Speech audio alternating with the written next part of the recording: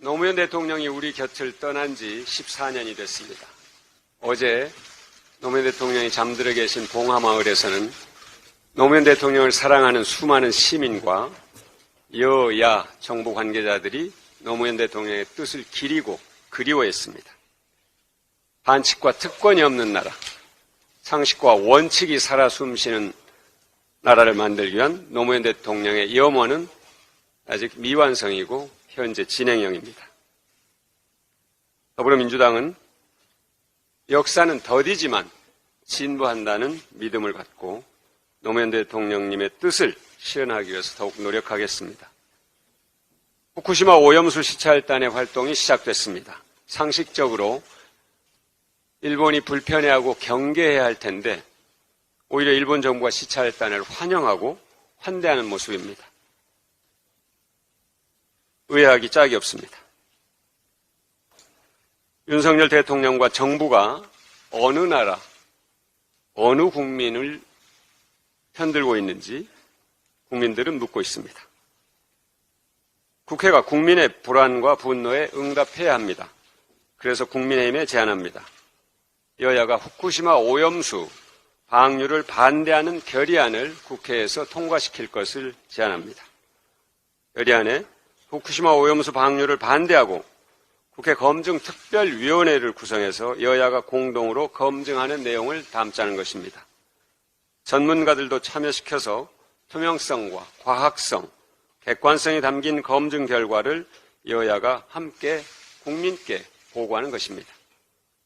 대통령과 정부가 하지 못한다면 국회가 해야 합니다. 그것이 국민의 요구입니다. 국회보다 먼저 전국의 구의회, 군의회, 시의회가 움직이고 있습니다.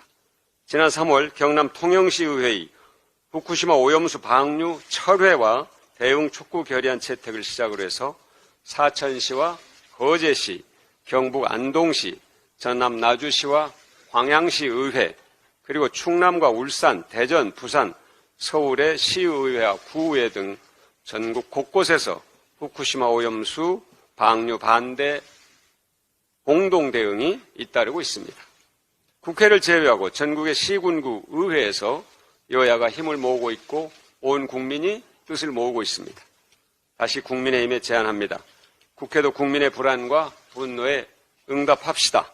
최대한 빨리 후쿠시마 오염수 방류 반대 결의안을 본회의에서 채택하고 국회 검증특별위원회를 구성해서 여야가 공동으로 검증에 들어갑시다. 분명하게 말씀드립니다. 간호법은 정쟁의 대상이 아닙니다. 간호법의 최대 이해 당사자는 의사, 간호사, 간호조무사 등이 아니라 아파도 병원에 가지 못하는 약 100만 명의 우리 국민입니다. 2021년 노인 장기 요양보험 등급을 받은 국민이 95만 명을 넘습니다. 전 세계가 우리나라의 건강보험제도와 의료 시스템을 부러워하지만 정작 병원에 가지 못하는 환자들에게는 사각지대가 존재합니다. 그래서 의사가 가지 못하는 사각지대, 간호사가 돌봄 역할을 할 수 있도록 하자는 것이 간호법의 주요 내용 가운데 하나입니다. 물론 간호법 하나로 당장 큰 변화를 만들 수는 없을 수 있습니다. 만들 수 없을 것입니다. 간호법을 시작으로 모든 국민을 위한 복지국가 공공의료 시스템을 만들어가는 것이 우리의 목표이자 과제입니다.